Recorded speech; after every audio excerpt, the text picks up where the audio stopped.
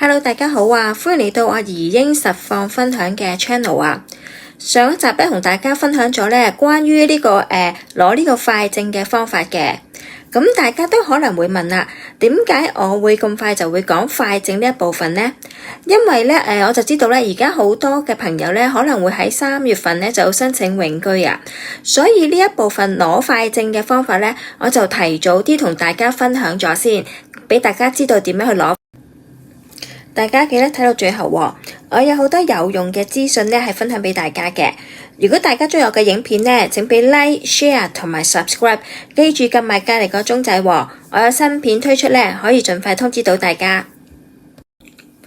喺影片開始之前呢，我都戴翻個頭盔先。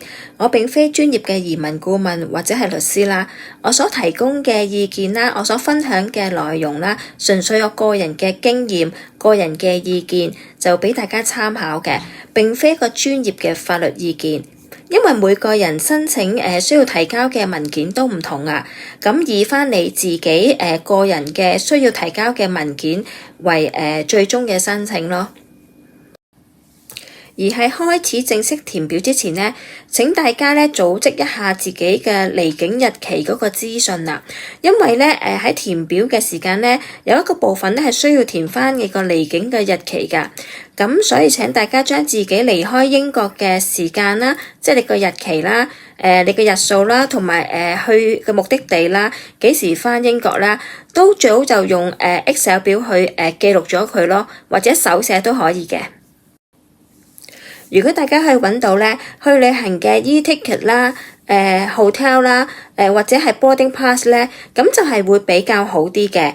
咁因為你會有實質嘅證據咧，證明你真係離開咗英國係幾多日嘅。咁但係如果話真係揾唔到，或者我已經抌咗啦，咁就冇辦法啦。咁就盡量揾到多啲嘅有用嘅文件去 support 你嘅申請咯。大家正式開始網上邊填表嘅時間呢，就需要佢創建一個嘅賬號，係一個屬於你自己嘅賬號。而點樣創建呢個賬號呢？咁係需要用一個 email 同埋一個密碼去創建翻你自己嘅賬號嘅。呢個賬號呢，係每一個人係獨立一個賬號嘅，大人同埋小朋友同埋老人家都需要獨立一個嘅賬號嘅。當你成功創建咗呢個賬號之後呢，咁佢就會 send 一個 email 呢去你登記咗嘅email 地址嗰度嘅。咁你睇翻你收到呢個 email 之後呢，你要撳翻入去條 link， 咁去 active 即係去啟動翻呢一個賬號。咁你成功啟動咗之後呢，先至係完成咗呢個創建賬號嘅手續嘅個步驟嘅。即係話，如果你冇收到呢個 email， 又或者你冇睇到呢個 email， 冇撳到入去嗰條 link 嗰度，咁冇 active 嗰個 link 嗰個戶口，咁你就係未能夠成功創建到個賬號嘅。咁你就需要咧睇翻佢之前有一頁咧就話，如果你收唔到 email 咧，咁你可以叫佢 send 多次個 email 俾你，睇下你收唔收到呢個 email。而你開始咗填申請表之後呢，佢就並冇規定呢要幾個鐘頭之內要完成晒成份申請表啦，或者要係幾日之內去完成晒整份嘅申請表嘅。咁你填下，可能填咗1個鐘頭，你想休息下喎，或者你想出去做啲嘢喎，咁你可以將個申請表呢就 save 翻去嘅。咁 save 咗之後呢，你下一次呢就可以攞翻呢一個申請表呢嚟再繼續填翻啲資料上去嘅。